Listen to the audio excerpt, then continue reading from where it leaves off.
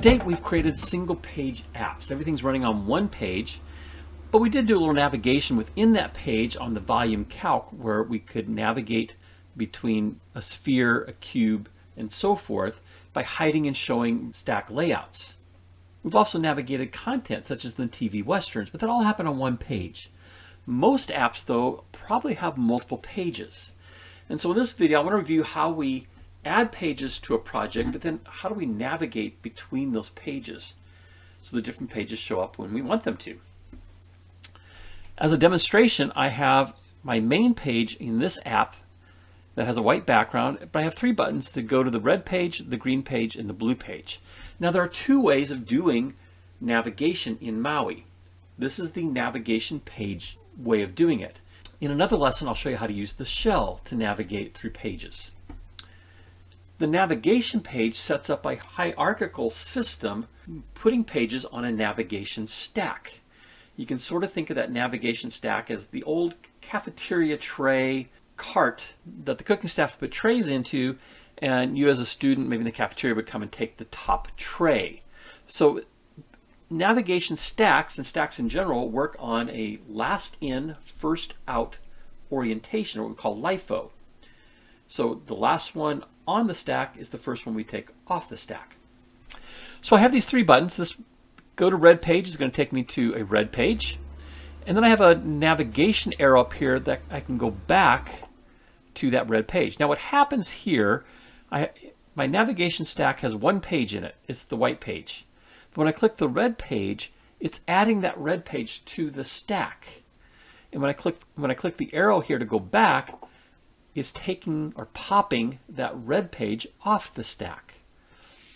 When I click the go to green page, it's pushing the green page onto the stack and popping it off when I go back, and does the same thing with the blue page. Well, let's take a look at how this was set up. Well, to add a page to my project, just as a review, I can right click on project folder and choose add, and I'm going to choose to add a new item or choose to add a class. Both of them will get me to where I need to go, which is the .NET MAUI, and I'm going to add a content page of XAML. And I'm going to just simply name this one Page Orange. Click Add. And now I have a Page Orange XAML in my project and its underlying C# code. We're not going to use the page Orange, but it's there, and I could add a fourth page here if I wanted. So I previously added page red, page green, and page blue in. Go ahead and get rid of the page orange. And then in the app XAML.cs code, I'm going to open that up, and to create the navigational hierarchical system, I modified the main page equals new app shell, or it might say main page equals new main page. Either way, I commented that out, and it now says main page equals new navigation page, and the parameter I'm passing there is the new main page. That's our template main page, and that's going to be the root page for the navigation. So navigation page is simply set up in code, and it's a hierarchical system then that is built just based on that line of code. Let's go look at the main page.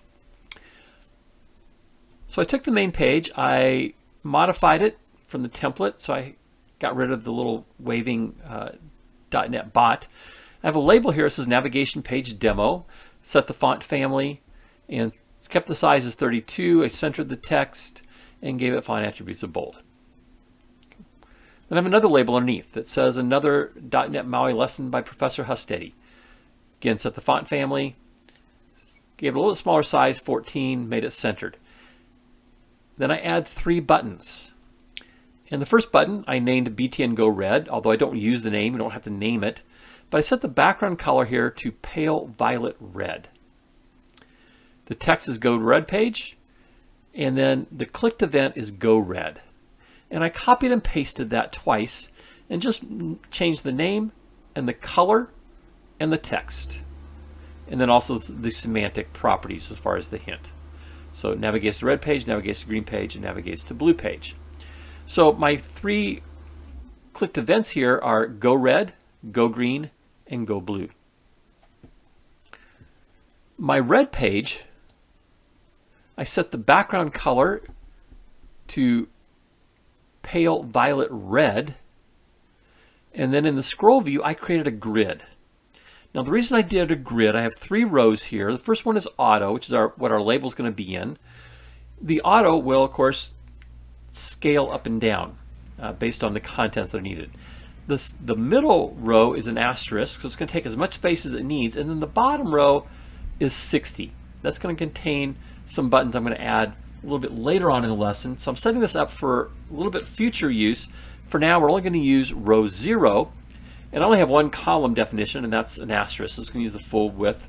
Set up a margin, left and right are 20, but the top I gave it a margin of 30, and the bottom a margin of 10. I want a little bit more space at the top. I then created a label in grid row 0 that simply says welcome to red page, and I set the text color to a dark red, gave it a font size of large, font family, open sans semi-bold, made the vertical and horizontal options centered. I did the exact same thing for page green, except I set the background color to light green, and then set the text to welcome to green page and the text color to dark green. And my page blue, I set the text welcome to blue page, text color dark blue, and set the background to a light blue. So those are my 4 pages.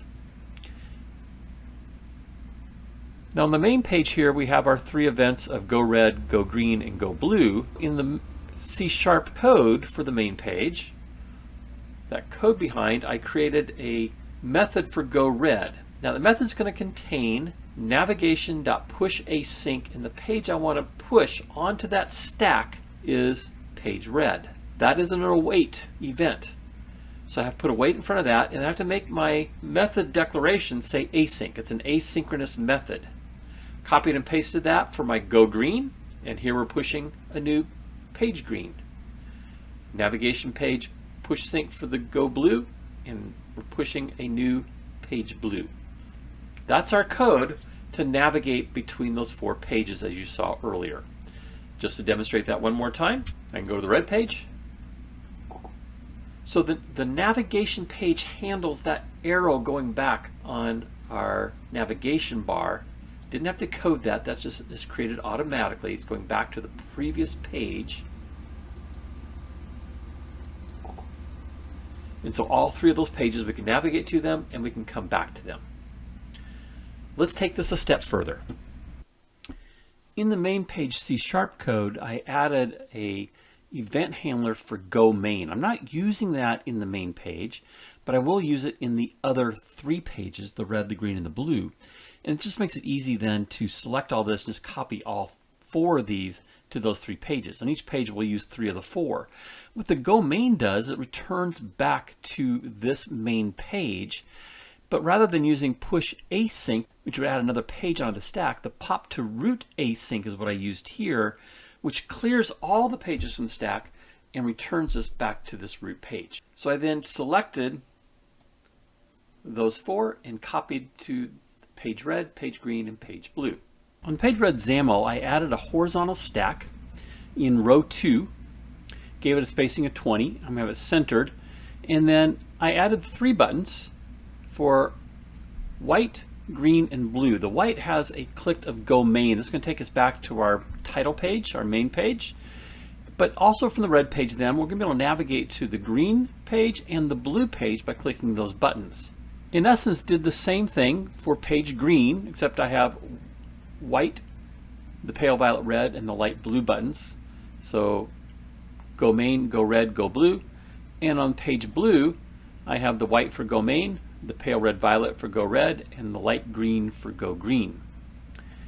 I copied the code of the event handlers and pasted it to the red page, the green page, and the blue page.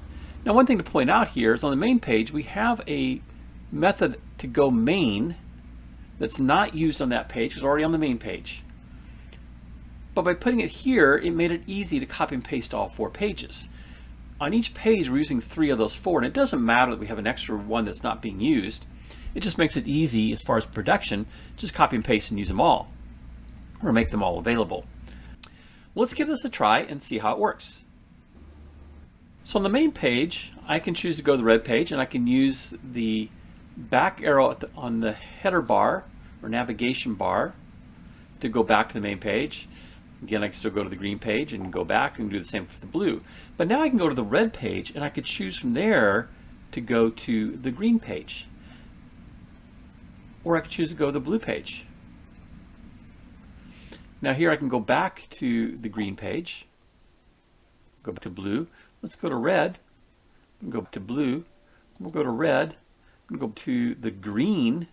So I'm navigating to all these pages and adding things to my stack. With each time I'm clicking, I'm getting a new page added to the stack. But if I click the white page, or the white button, go back to the root, I'm back at the root and that stack is cleared. So that's how NavigationPage works. It creates a hierarchical view of pages as they are added, and it uses a LIFO, last in, first out, as far as popping those pages off or pushing those pages on. If you just jumped into this video, you can see all the videos from the .NET MAUI Practicum playlist by clicking on the image in the lower right. And if you'd like to be alerted to future videos I create, you can click my picture in the top right to subscribe to the channel.